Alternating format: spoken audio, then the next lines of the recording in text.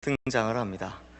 창세기에 등장하는 이 각 족장들의 족보를 시작으로 역대기의 경우는요, 역대상 1장부터 9장까지가 전부 다 족보로 되어 있을 정도로 성경에는 실로 엄청난 양의 족보가 등장을 합니다.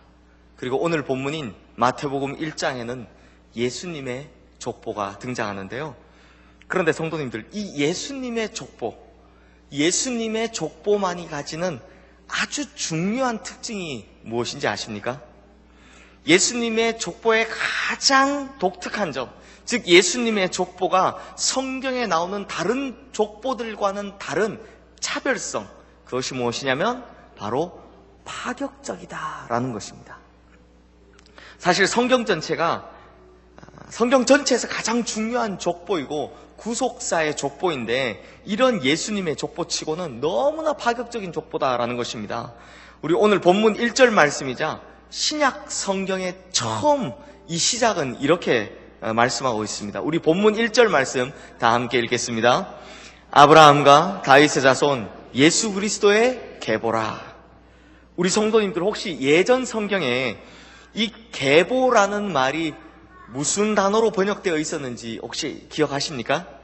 바로 세계였습니다. 그래서 아브라함과 다윗의 자손 예수 그리스도의 세계라, 이렇게 외우고 계신 분들이 많으실 겁니다.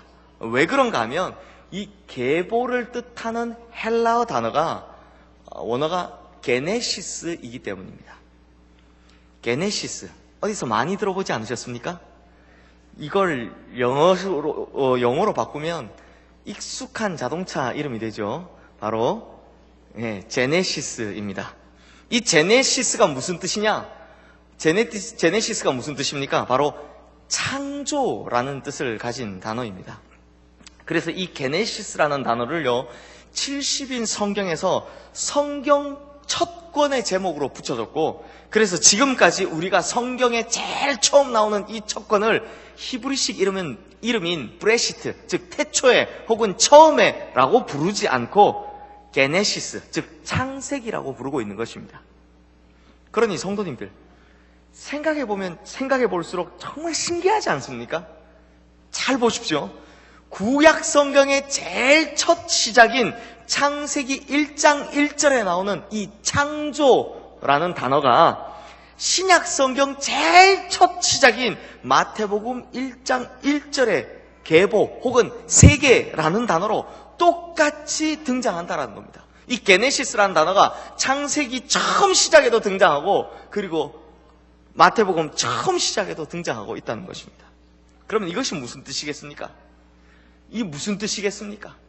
마태복음의 시작은, 즉 신약 성경의 시작은 아브라함과 다윗의 자손인 예수 그리스도께서 다시 여시는 새로운 시작, 새롭게 창조하시는 새로운 세계가 시작되었다라는 것을 알린다라는 것입니다. 왜 그렇습니까?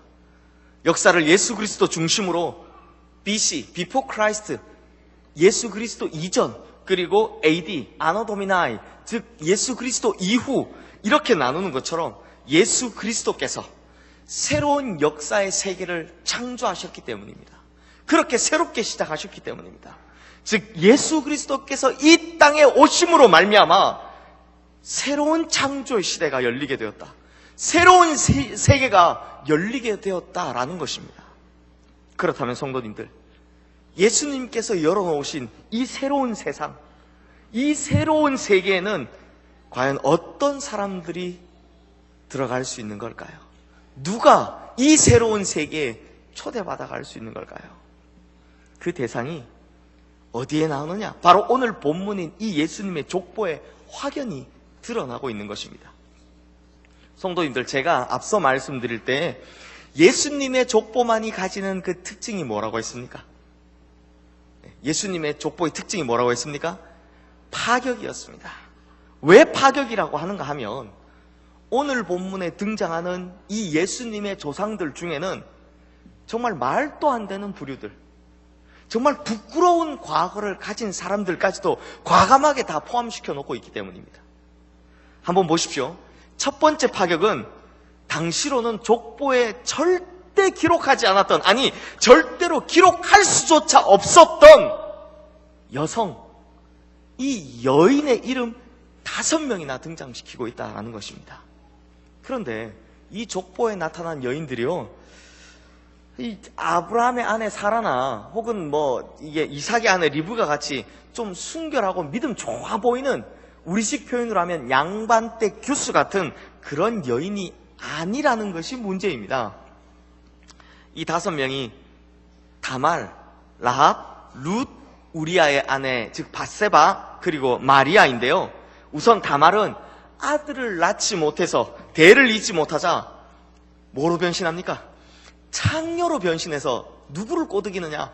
자기 시아버지인 유다를 유혹했던 여인입니다. 그래서 아기를 가지게 되죠. 또 라합은 가나안 족속이었을 뿐만 아니라 여리고 성의 기생, 이걸 원어 그대로 보면요, 기생이 아니라 정확히는 창녀입니다. 창녀였던 여인입니다. 그리고 룻은 아름답고 훌륭한 여인이었지만 예수 그리스도의 조상이 되기엔 치명적인 약점을 가지고 있었습니다. 뭡니까? 바로 모압 출신 이방인이라는 흠이 있었다는 겁니다. 그리고 또 밧세바는 물론 다윗의 충신 우리아의 아내이긴 했지만 다윗의 생애에 유일한 스캔들이 일어난 이 다윗의 간음의 대상이었다라는 것입니다. 성도님들, 만일 기독교가요 이슬람과 같이 과격한 종교였다면 자신의 구원자, 자신들이 신으로 믿는 이 구세주 앞에 이런 치욕적인 사건이 있었다라는 그런 과거를 밝히는 이런 이름들 입에 담거나 혹은 꺼내기만 해도 아마 그 자리에서 바로 죽임을 당했을 겁니다. 그런데 이렇게 한없이 부족하고 과거가 정말 입에 담을 수 없을 그럴 과거를 가진 그 핏줄에서도 예수님께서는 태어나셨다라고 성경은 기록하고 있다라는 것입니다. 그러니 이것이요, 인류의 메시아의 족보라고 하기엔 너무나 파격적인 것이다라는 겁니다. 그렇다면 성도님들, 왜 이렇겠습니까? 왜 이렇게 파격적이겠습니까? 왜냐하면 예수님께서 열어놓으신 그 새로운 세계에는 바로 이런 사람들이 주인공들이기 때문입니다. 그리고 예수님께서 이 땅에 오신 이유가 바로 이런 사람들을 구원하기 위해 오셨다. 그 이유 때문에 오셨기 때문입니다. 그래서 복음은 정말 파격적인 것이다 라는 것입니다. 그리고 두 번째로 이어지는 파격은 이 구세주의 족보에는 처녀의 몸으로 잉태한 마리아와 연결이 된다라는 겁니다. 성도님들, 마리아가 어디 출신입니까? 마리아는요, 갈릴리 출신입니다. 그런데 이 갈릴리는요, 사실 메시아가 태어날 만한 곳이 아닙니다. 그래서 요한복음 1장 말씀에도 보면 그 믿음이 좋았던 나다나엘도 갈릴리 지역이었던 이 나사렛을 두고, 야, 나사렛에서 무슨 선한 것이 날 수 있겠느냐라고 되묻는 것을 볼 수 있습니다.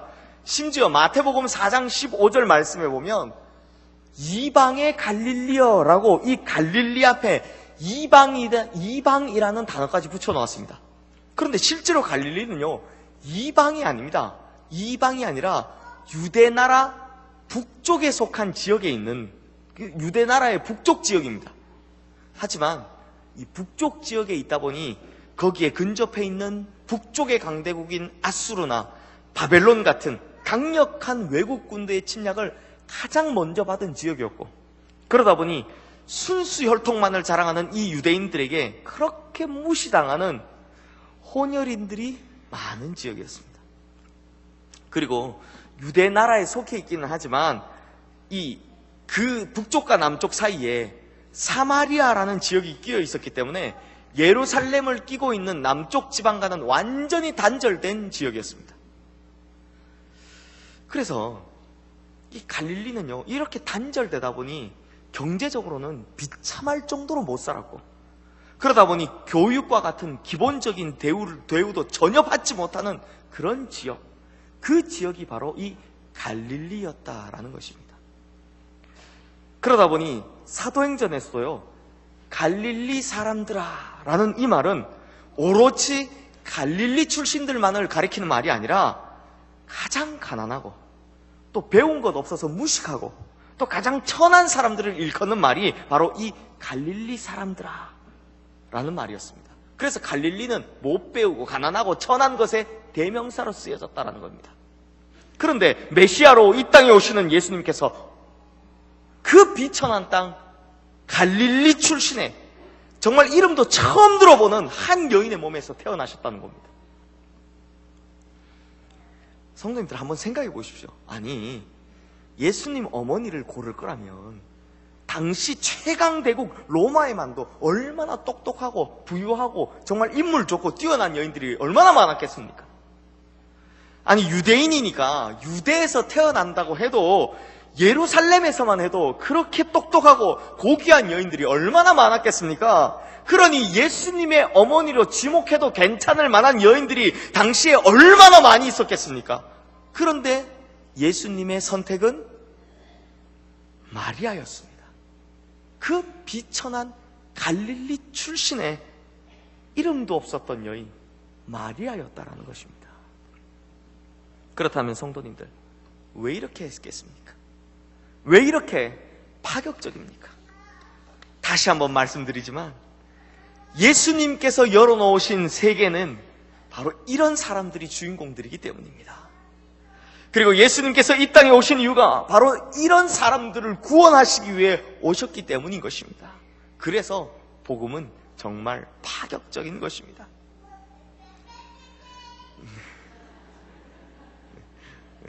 우리 유아세례 받는 아이들 건강하죠? 네. 잘 자라서 우리 교회 기둥이 되기를 바랍니다. 또 마지막으로 가장 파격적인 것은 복음서 중에 가장 먼저 위치하고 있는, 그래서 신약 성경의 문을 여는 왕의 복음서라 불리는 이 마태복음을 쓴 사람, 그 사람이 바로 마태라는 것입니다. 성도님들, 마태 원래 직업이 뭡니까? 예, 세리였습니다. 이 세리가 어떤 사람입니까?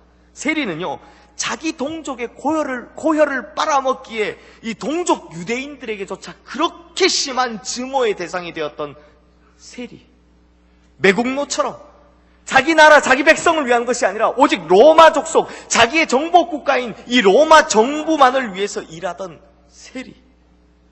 그러다 보니 이 세리에게는 항상 민족의 반역자다, 매국노다 라는 그 불명예스러운 칭호가 따라다녔습니다. 심지어 바리새인들의 기도에는 내가 이방인과 여인과 세리로 태어나지 않게 해주셔서 감사하다라는 기도가 있습니다.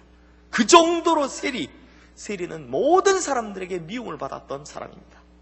그런데 이런 세리를 예수님께서 자기의 제자로 받아주셨습니다.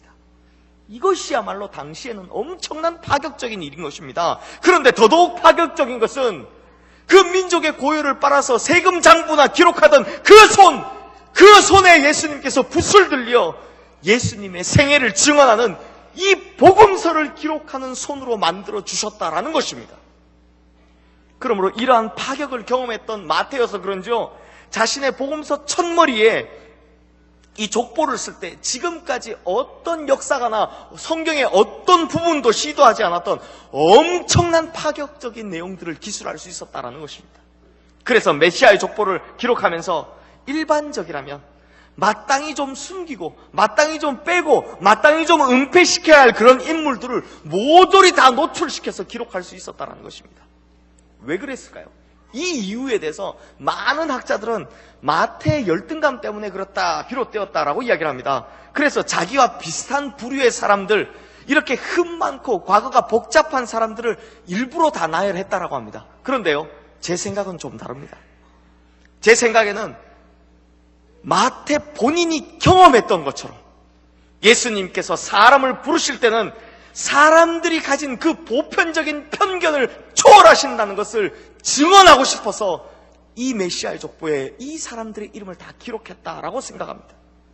쉽게 말하면 예수님께서 사람을 부르실 때는 편견 없이 부르신다고, 이전의 과거가 어떻든 그런 것들과 전혀 상관없이 불러주신다고, 그래서 이 족보에 나온 것 같은 이런 사람을 사용하셨던 것처럼 나를 사용하셨다고, 그리고 이 글을 읽는 우리를 사용하신다고, 그 누구도 우리 예수님께서는 차별 없이 불러주신다는 그 메시지를 던지고 싶으셨다라는 것입니다.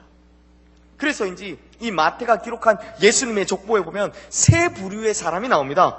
먼저 2절에서 5절 말씀에 등장하는 이들은 아브라함, 이삭, 야곱같이 믿음의 조상의 반열에 오른 믿음 좋은 사람들이 등장합니다. 또 6절에서 11절 말씀에 등장하는 이들은 다윗과 솔로몬을 필두로 한 유대 나라의 왕들의 족보들이 쭉 기록이 됩니다. 즉 사회적으로 지위가 높은 사람들이 기록됐다는 겁니다. 그런데 예수님께서 열어놓으신 이 새로운 세상에는 이런 사람들만 들어가는 것이냐? 그것이 아니라고. 예수님은 차별이 없다고, 예수님은 편견이 없다고 마태는 마지막에 또 한 부류를 들어서 설명하고 있습니다. 그래서 12절에서 16절 말씀에 보면 포로로 끌려갔던 이름 없던 이들, 노예로 끌려갔던 그 평범한 사람들조차 다 기록해주고 있다라는 것입니다. 즉 마태는 복음이야말로 파격적인 것이고 그 파격으로 말미암아 예수님께서 열어놓으신 새로운 세계, 새로운 세상에는 우리 같은 사람들도 그 어떤 누구도 전부 다 들어갈 수 있다는 것을 자기의 삶으로 생생히 증언하고 있다는 것입니다. 그러므로 성도님들, 복음은 파격입니다.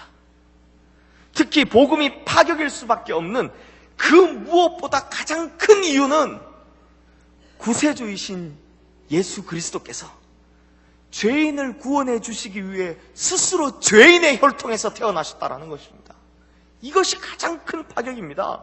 성도님들, 이 세상에 어떤 신이 있다고 해도, 세상에 어떤 사랑이 많은 신이 있다고 해도 누가 우리 예수님처럼 스스로 자기를 낮춰 죄인의 혈통에서 태어난 그 파격적인 낮음을 선택할 수 있겠습니까?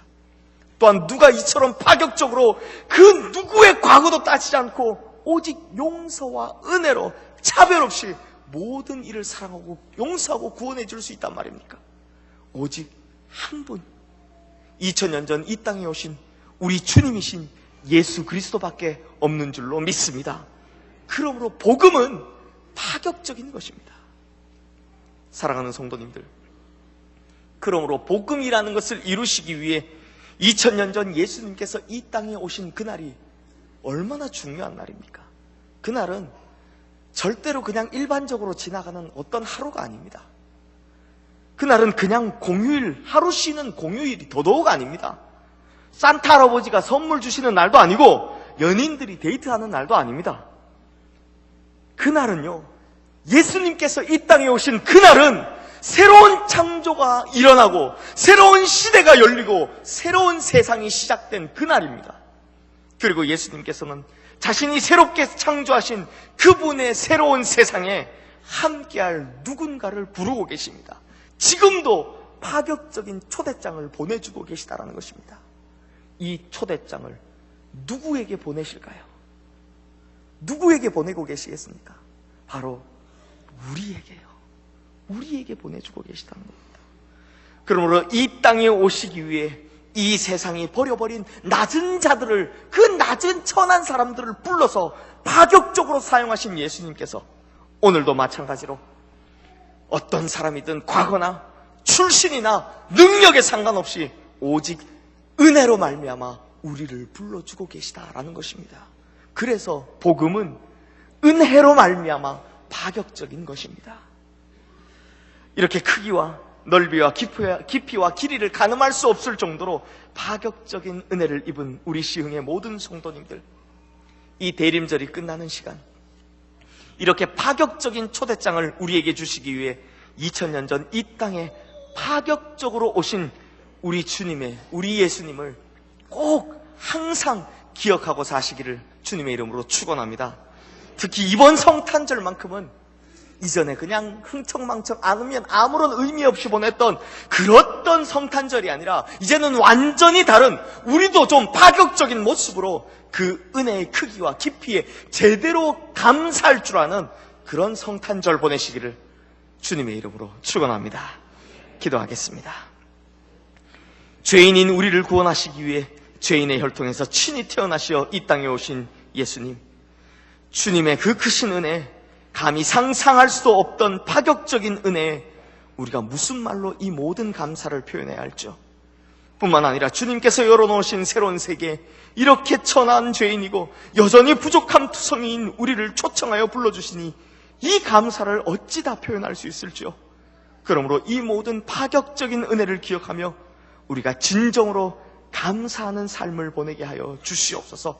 특별히 이번 성탄은 이러한 파격적인 은혜의 마음을 담아 진정으로 감사할 줄 아는 성탄이 되게 하여 주시옵소서. 뿐만 아니라 이 성탄절에 주님을 모르는 많은 이들이 이러한 파격적인 복음의 소식, 그들에게 보내지는 파격적인 은혜의 복음의 소식을 들을 수 있게 하여 주시옵소서.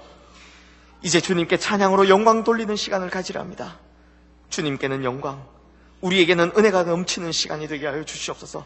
이 시간 갈릴리 찬양대 한 사람 한 사람 다 붙들어 주셔서 가장 기쁜 복음의 소식을 온 세상에 울려 퍼지게 하는 그 찬양을 부르는 시간 되게 하여 주시옵소서. 나 하나 구원하시기 위해 모든 것 버리시고 스스로 낮추신 나의 유일한 구세주 예수 그리스도 이름으로 기도드리옵나이다. 아멘.